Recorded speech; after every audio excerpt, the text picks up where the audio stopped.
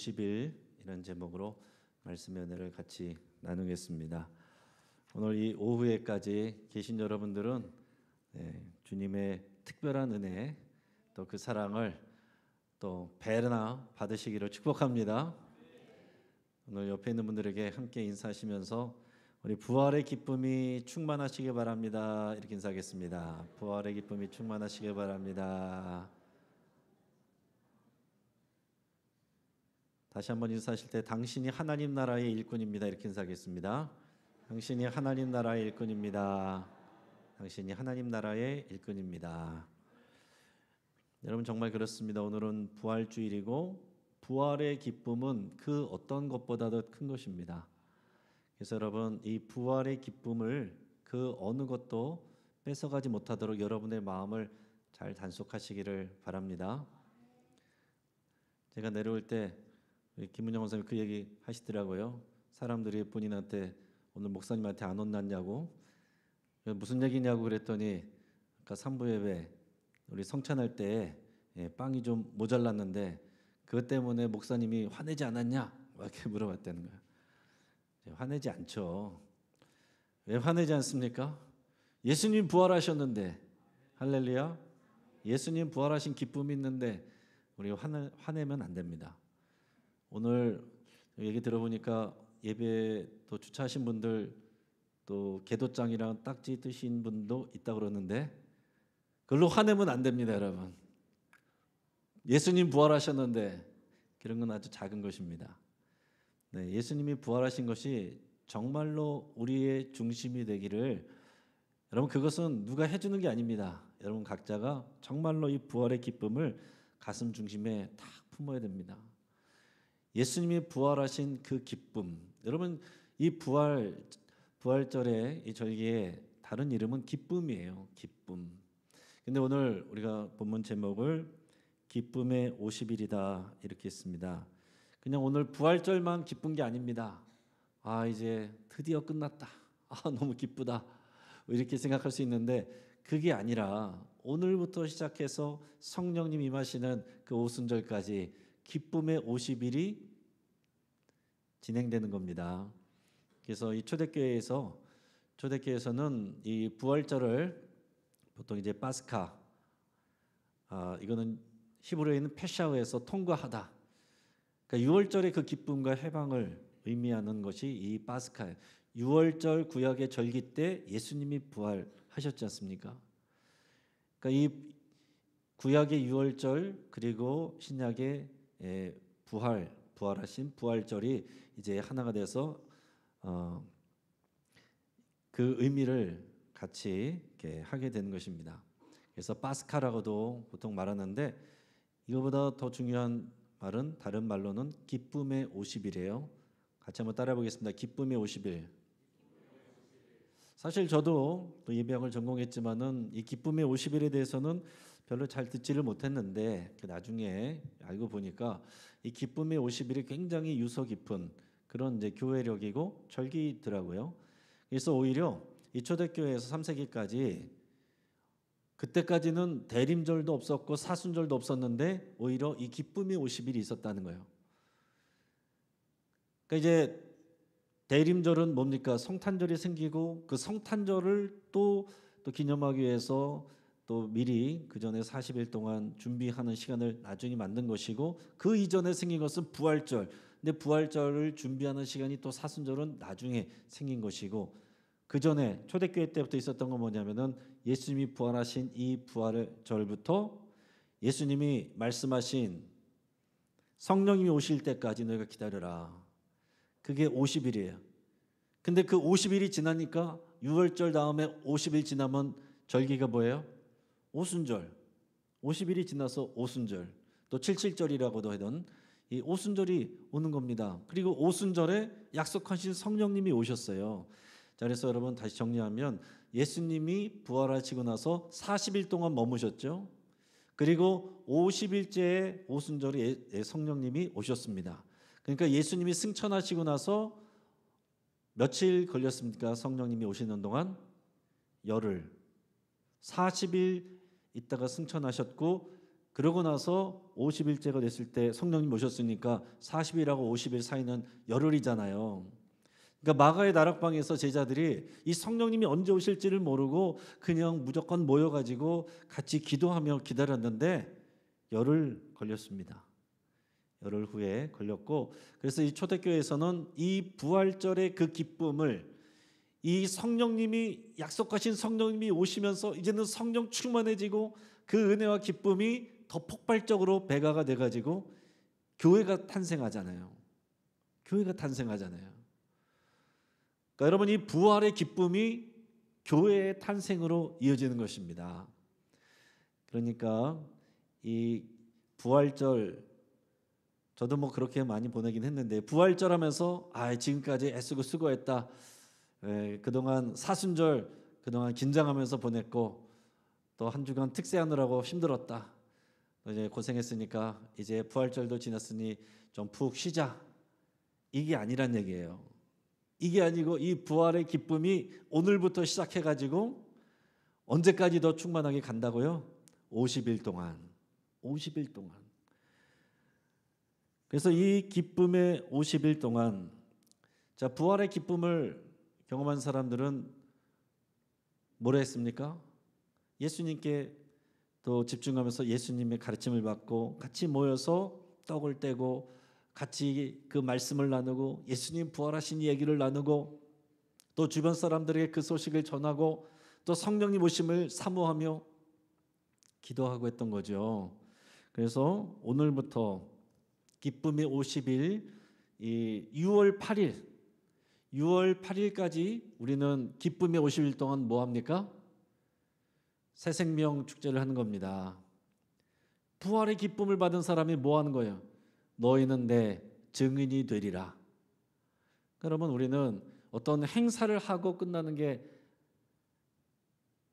우리의 모습에서는 안 되고 그 기쁨을 전하는 부활의 증인이 되는 것이 믿음으로 사는 겁니다. 그러니까 여러분, 이 오늘부터 해서 앞으로 50일을 여러분 작정하면서 여러분들 나름대로 이 50일 동안 정말의 부활의 기쁨을 정말 우리가 누리며 살겠다. 또 기도를 작정하실 수도 있고, 더 중요한 것은 기도하면서 우리가 뭘 놓고 기도해야 되느냐. 나 이 문제도 해결되고 저 문제도 해결돼야 되고, 그 문제보다는 여러분 생명 구원을 위해서, 여러분의 구원을 위한 여러분 주변의 그 전도를 위해서 그 사람들의 이름을 적고 그리고 그 사람들을 위해서 기도하는 그 시간으로 가질 때 우리가 정말 이 시간이 우리에게 의미가 있는 시간이 된다 하는 것입니다.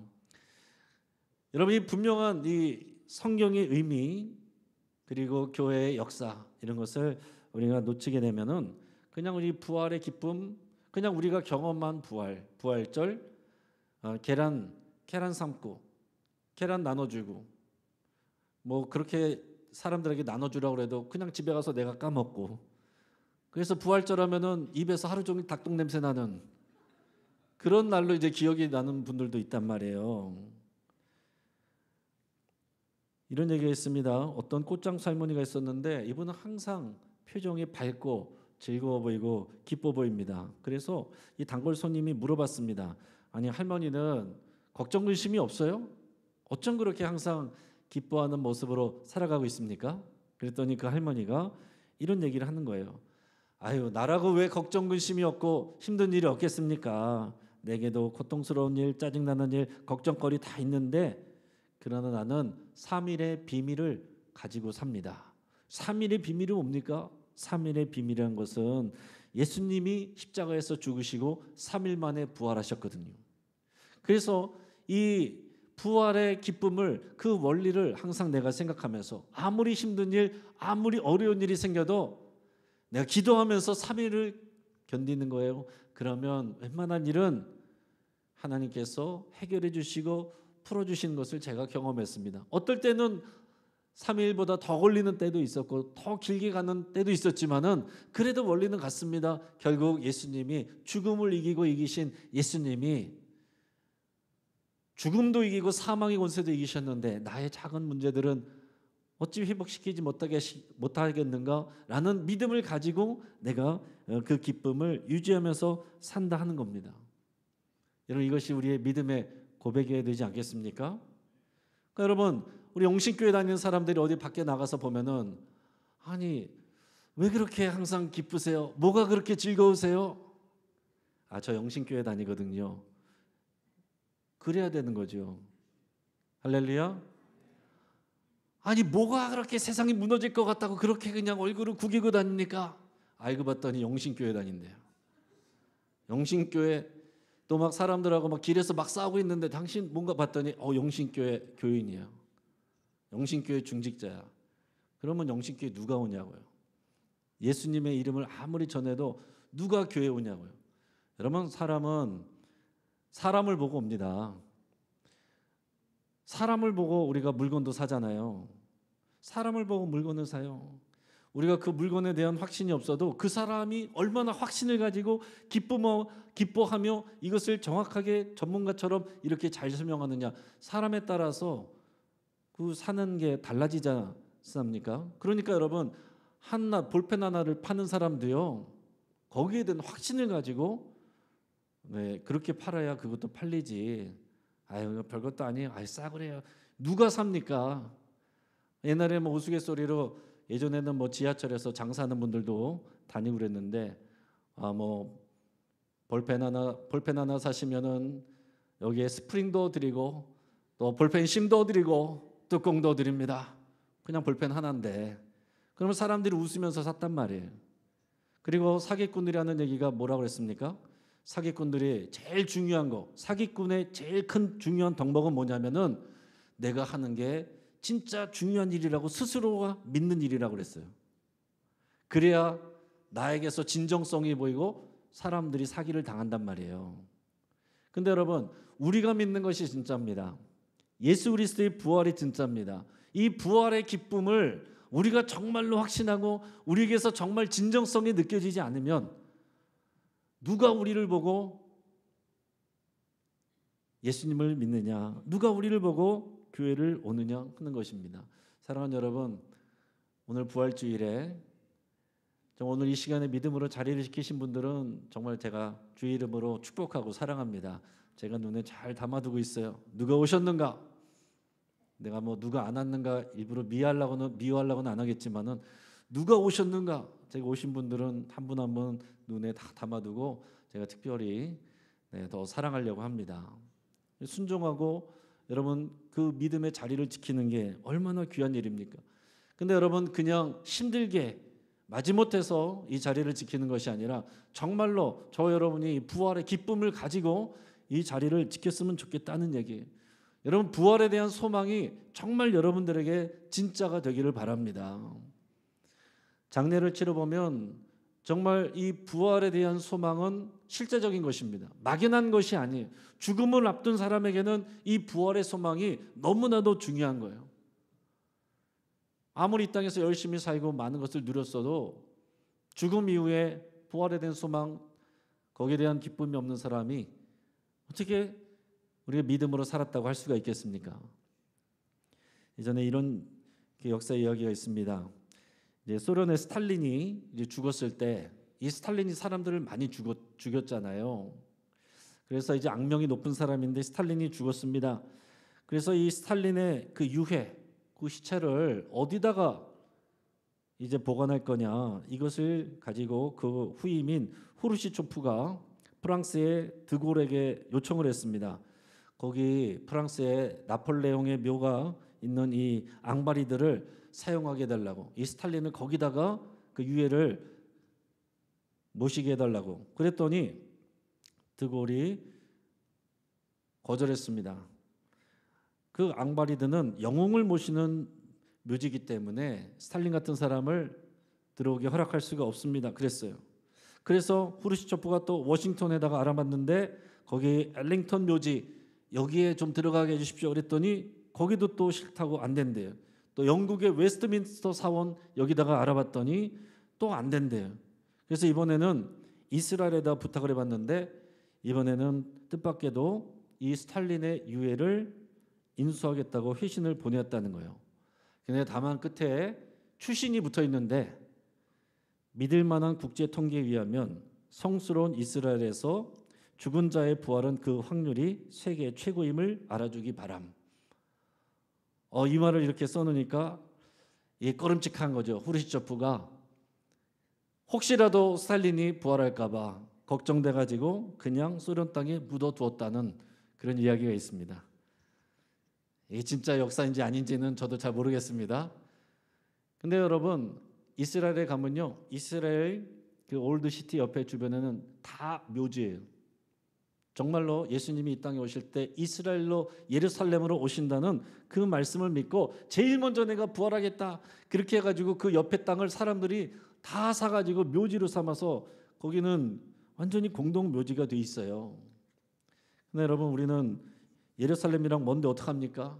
그러나 걱정할 것 없습니다. 하나님께서 우리를 무에서 유를 창조하셨고 또 우리가 어디 있든지 우리를 아시고 우리를 새롭게 재창조하십니다.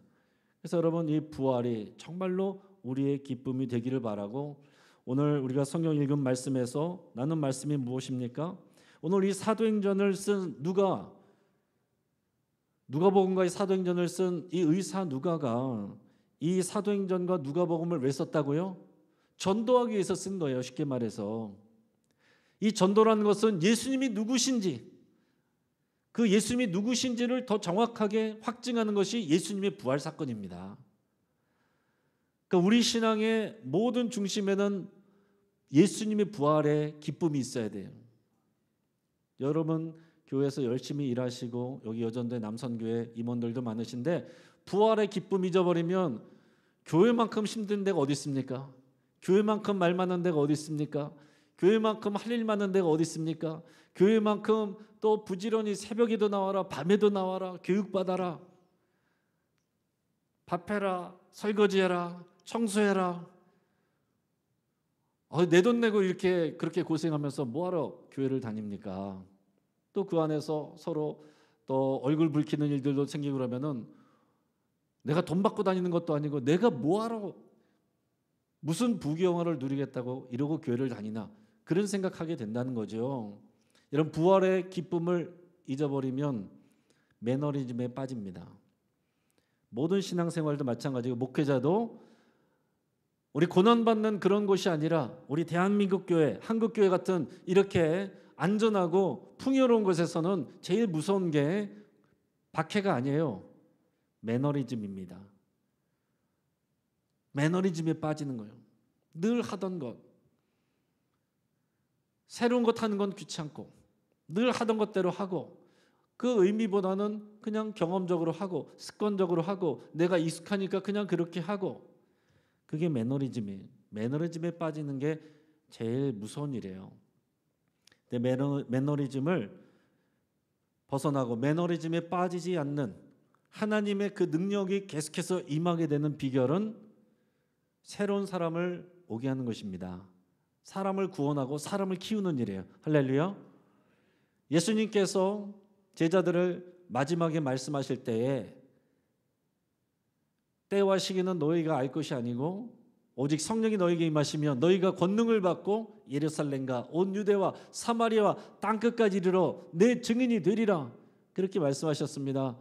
그리고 나서 열흘 후에 50일째가 됐을 때 진짜로 성령님이 마가다락방에 오셨고 베드로를 비롯해서 모든 사도들은 담대하게 바깥으로 나왔어. 숨어 지내던 사람들이 담대하게 바깥으로 나와서 예수님은 하나님의 아들이라고, 예수님이 죽은 자 가운데서 다시 살아나셨다고, 부활의 첫 열매가 되셨다고 그렇게 담대하게 외치게 됩니다. 그러니까 여러분, 우리는 먼저는 뭐예요? 예수님이 하신 말씀을 마음에 품어야 되고, 두 번째는 성령으로 충만해지기를 기도해야 됩니다. 근데 이것을 무엇을 위해서 하느냐? 그냥 내가 믿음 좋은 사람으로 또 잘 복받으면서 잘 지내기 위해서, 이게 아니고 그 끝은 목적이 항상 뭐여야 된다고요? 예수님의 증인이 되어서 누군가를 살리고 누군가를 구원하고 누군가를 전도하는 그 일을 위해서 성령님을 보내주시는 거예요. 여러분, 그래서 우리 한국교회에 우리 성령 사역에서도 또 많은 역사들이 있었지만은 문제가 항상 됐던 것은 뭐냐면은 왜 성령 충만해야 되고 능력 받아야 되는지 거기에 대해서 크게 생각하지 않는 일이 많았기 때문에 그렇게 되면은 성령의 은사를 서로 자랑하고 그러다가 교회가 깨지고 어려워지는 일들이 항상 많았습니다. 고린도 교회가 그랬어요. 성령의 은사가 그렇게 많았지만 그러나 그 안에는 수많은 문제들이 있었습니다. 자, 먼저는 주의 말씀이 있어야 되고요. 그리고 성령님의 임재가 있어야 돼요. 그럼 재밌는 것은 뭔지 아십니까? 오순절에 성령님 임하셨잖아요. 원래 유대인들은 이스라엘에서 이 오순절을 어떻게 알고 있냐면은 출애굽 때 광야에서 모세가 시내산에서 하나님의 십계명을 받은 날, 그날을 오순절에 그 일이 있었다고 믿습니다. 근데 그날에 성령님 임하신 거예요. 그러니까 이게 굉장히 우리에게 시사하는 바가 크죠. 뭡니까? 주의 말씀과 성령이 임하신 날이 같은 날이다 하는 것입니다. 그러니까 우리의 신앙도 나는 말씀파, 나는 기도파, 바보 같은 일이에요. 주의 말씀과 성령을 구하는 기도가 항상 함께 있어야 되는 겁니다. 말씀만 있으면요 교만해져요. 또 말씀 없고 또 여러분 기도만 열심히 하고 뭔가를 열심히 하는 사람은 방향이 없어요. 그러니까 우리의 주의 말씀과 기도가 함께 있어야 되고 그것이 예수님이 약속하신 그 50일 후에 오순절에 부어졌다. 우리는 그것을 또 사모하면서 어떻게 이 기쁨을 부활의 기쁨을 증거하고 나눌 것인가 그것을 생각하고 계획해야 된다 하는 얘기입니다. 네, 요즘은 여러분 얼마나 우리가 전도하기가 어렵습니까? 전도하기가 너무 어려워요. 코로나 이후로 정말 전도하기는 훨씬 더 어려워졌습니다. 그리고 코로나 이후로 학교 앞에 전도도 거의 불가능합니다. 아파트 전도도 거의 불가능합니다. 지금 교회에 대한 이미지가 굉장히 안 좋아져 있어요. 그래서 우리가 초래한 부분도 있고 억울한 부분도 있지만은 그러나 지금 시대 상황이 그렇고 계속해서 세상은 교회에 대해서 좀 적대적인 모습으로 다가가게 돼 있습니다. 지난 금요일에 교회에 있는데 어떤 분이 제가 회의 중이었는데 복도에서 어떤 분이 오셨더라고요. 제가 문이 열려 있어서 언뜻 봤는데 그분이 우리 교인은 아니신데 가끔 우리 교회 이제 새벽기도 나오시는 이제 권사님이신 이제 그런 분이에요. 근데 어떤 여자의 꼬마아이를 초등학생 정도 되는 아이를 데리고 왔습니다. 그래서 나는 이제 멀리서 보고서 손녀를 데려왔나 그렇게 생각을 했어요. 그랬더니 그래서 이제 옆에 목사님이 나가서 또 이제 안내를 하고 그래서 나중에 들어보니까 이 아이를 전도해서 데려왔다는 거예요. 그래서 이 교회 다녀봐라, 어린이집 다녀봐라 그렇게 했다는 거예요. 그래서 이제 아이에게 의사를 물어보니까 아이가 말하는 게 엄마한테 먼저 전화해봐야 돼요. 그래서 거기서 전화를 하는 거예요. 근데 그 소리가 엄마 소리가 얼마나 큰지 내가 한참 이만큼 떨어져 있었는데 엄마 소리가 막 들리는 거예요. 엄마가 막 소리를 지르는 겁니다. 빨리 나와! 네가 왜 거기가 있어? 빨리 나와! 그래가지고 아이가 혼비백산해서 이제 다시 갔는데 그냥 그러고서 끝났나 싶었는데 잠시 후에 또 막 시끄러운 소리가 나는 겁니다. 일단 이제 목사님이 다른 목사님이 김영현 목사님 먼저 나갔는데 보니까 이제 그 아이의 아빠 엄마가 온 거예요. 그러면서 이제 막 따지는 겁니다. 지금 여기 교회는 이런 식으로 전도합니까? 이런 식으로 포교합니까? 아이를 납치에다가 그런 식으로 포기합니까? 아이 오해라고. 우리는 그렇게 하지 않고 그분도 우리 교인이 아니라고. 막 그분 빨리 정보를 대라는 거예요. 우리 교인도 아니고 그래서 우리도 연락처도 모릅니다. 막 그러면서 이제 저도 나가서 이제 어쨌든 좀 화를 누그러뜨리고 얘기를 잘하려고 했는데 말이 안 통합니다. 일단 제 방에 와서 얘기하시죠. 싫대요. 그러고서 자기는 경찰에다가 신고하겠대요. 그래서 제 생각에는 차라리 그게 낫겠다 이렇게 생각이 들었습니다. 이분들은 얘기가 지금 안 통해요. 차라리 경찰이 와서 중재자가 오면은 이건 뭐 그럴 일이 아니거든요. 그래서 뭐 그렇게 하시라고 하고 잠시 후에 경찰이 와서 그 얘기를 듣고 뭐 경찰이 들어보면 뻔히 알죠. 이건 교회가 그렇게 한 게 아니라는 걸 알기 때문에 목회자는 올라가라고 하고 뭐 그분들하고 얘기를 했는데 뭐 이제 그 엄마 아빠가 뭐 찾아가지고서 사과를 받든지 아니면 뭐 고소를 하겠다고 뭐 그렇게 했는데 지금 어떻게 됐는지 모르겠습니다. 근데 참 한편으로는 이해도 되고 한편으로는 안타깝기도 하고, 옛날에는 그게 됐잖아요. 저도 기억에 초등학교 5학년 때 우리 교회 초등부에서 그런 거 했습니다. 어린이 전도 특공대 그래가지고 막 이렇게 배지를 만들어 달아줬어요. 그게 어찌나 이렇게 가슴 뿌듯하든지 막 길거리로 막 나가서 모르는 애들한테 막 교회 가자 해가지고 우르르 막 데리고 가서 교회 가서 막 사탕도 주고 뭐 그렇게 하고 그래서 전도를 했는데, 요즘은 그걸 납치라고 한다니까요. 그러니까 이해는 됩니다. 얼핏 들었는데 그분이 다른 교회에서도 그렇게 하는 것 경험해서 굉장히 그런 트라우마가 있는 분이라고 그런 것 같더라고요. 그러니까 여러분도 우리가 전도도 해야 되지만 이 시대를 알아야 되고 조심해야 됩니다. 그러니까 우리식대로 하면 안 돼요. 우리식대로 하면 안 되고 우리가 정말 섬기는 자세로, 그리고 우리가 좋은 이웃으로 다가가야 됩니다. 그리고 모르는 사람하고 그냥 막 전도해서는 안 되고, 여러분 중요한 거는 관계 전도가 이루어져야 돼요. 관계 전도. 그래서 사실은 오늘 뭐 끝나고 나서 원래는 여러분들 뭐 여전도별로 계란도 갖고 또 가래떡도 갖고 나가서 길에서 나눠주고 하셨는데, 제 생각에는 오늘 무조건 나가지 마시고 일단 여전도별로 남성교회별로 모여서 한번 얘기를 좀 나누면 좋겠습니다. 그냥 나눠주고 가면 끝이죠. 그러나 그거보다 더 중요한 것은 이제는 우리가 지혜롭게 또 그렇게 전도를 해야 된다 하는 얘기입니다. 신천지가 전도를 잘해요. 물론 잘못됐죠. 신천지가 근데 전도를 잘해요. 근데 우리는 다른 건 몰라도 배울 건 배워야겠다, 저는 그렇게 생각합니다. 신천지 전도 특징이 뭐냐면요, 한 사람을 데려오는데 20명이 붙습니다. 20명이 붙는다고요. 그리고 그 한 사람에 대한 다 맞춤 전도를 하는 거예요. 그 사람이 만약에 학교 왔는데 등록금이 없고 그런 사람이다, 그러면 그런 걸 도와줄 사람들을 매칭을 해줍니다. 그렇게 관계를 맺어요. 그러면은 얼마나 정말 친형제 같이 되면은 그때 우리 같이 성경 공부할까? 그러면서 잘못된 성경 공부 가르치면서 그렇게 넘어가는 것입니다. 기도원 같은 데도 여러분 함부로 가시면 안 되는 게, 영락 기도원 같은 데도 신천지 쫙 깔려 있습니다. 그러면은 쉬는 시간에 나와서 이렇게 쉬고 있을 때 신천지 사람들 옆에 가서 싹 얘기합니다. 이상하게 환상 속에서 우리 권사님을 위한 또 기도를 하게 하시네요. 그렇습니까? 뭐 그러면서 얘기를 막 틉니다.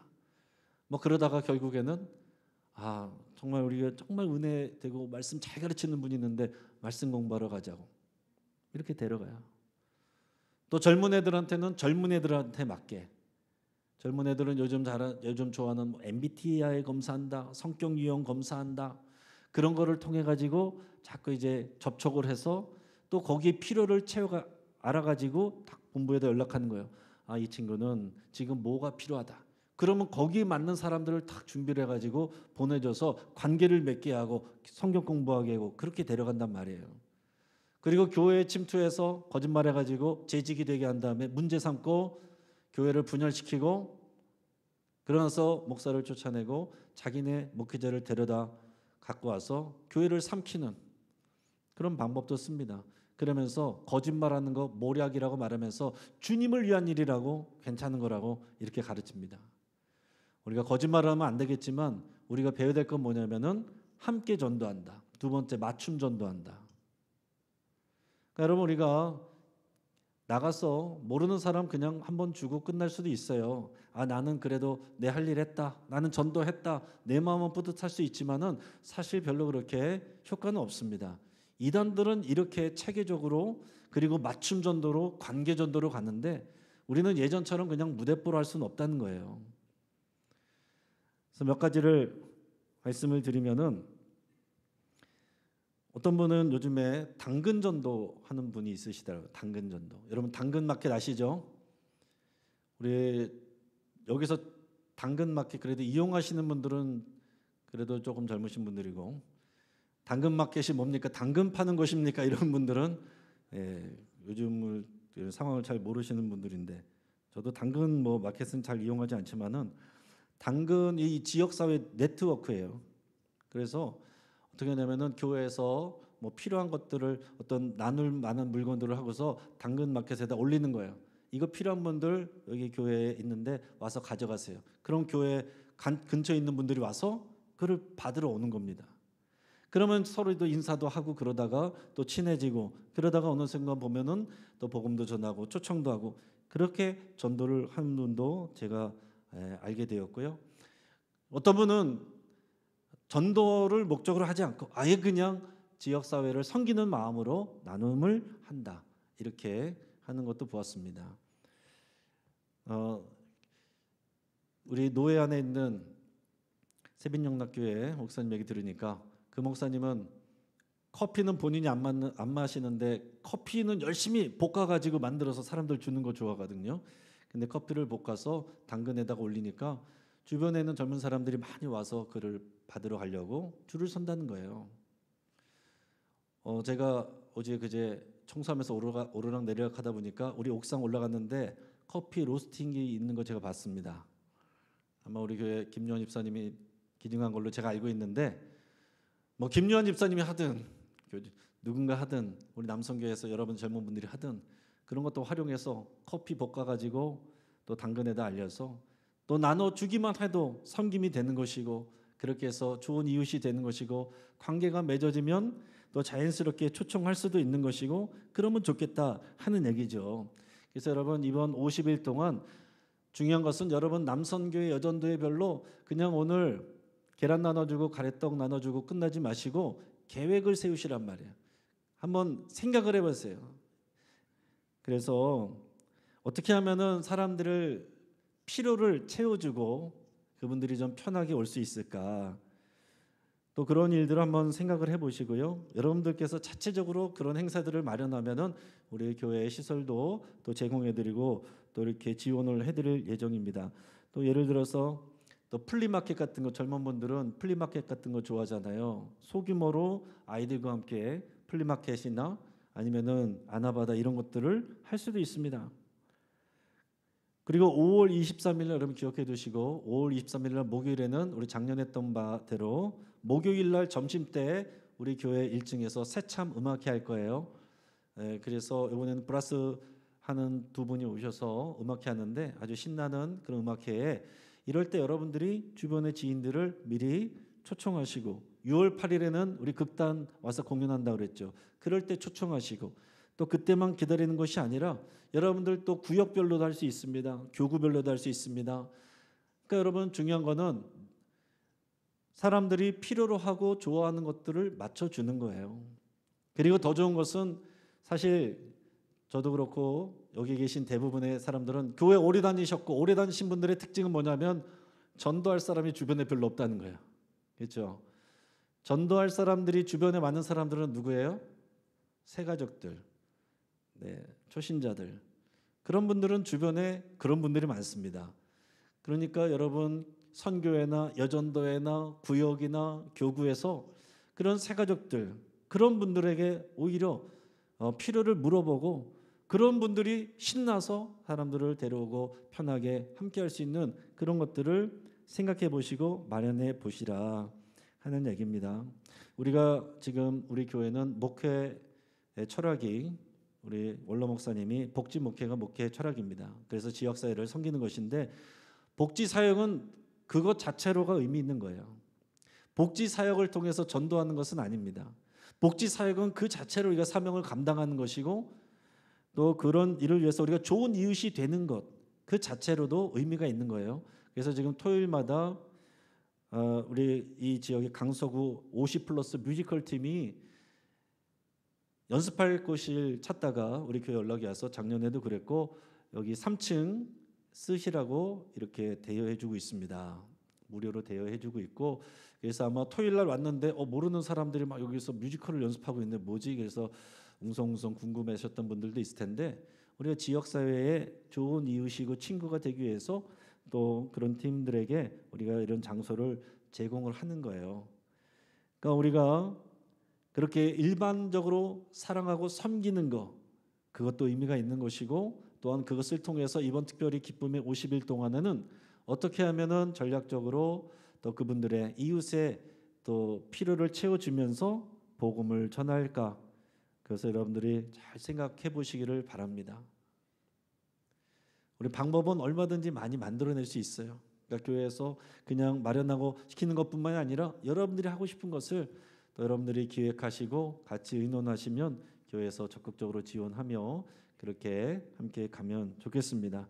이 기쁨의 50일 동안 정말 부활의 기쁨이 저 여러분들의 것이 되기를 주의 이름으로 축복합니다. 여러분 이 시간 같이 한번 기도하겠습니다.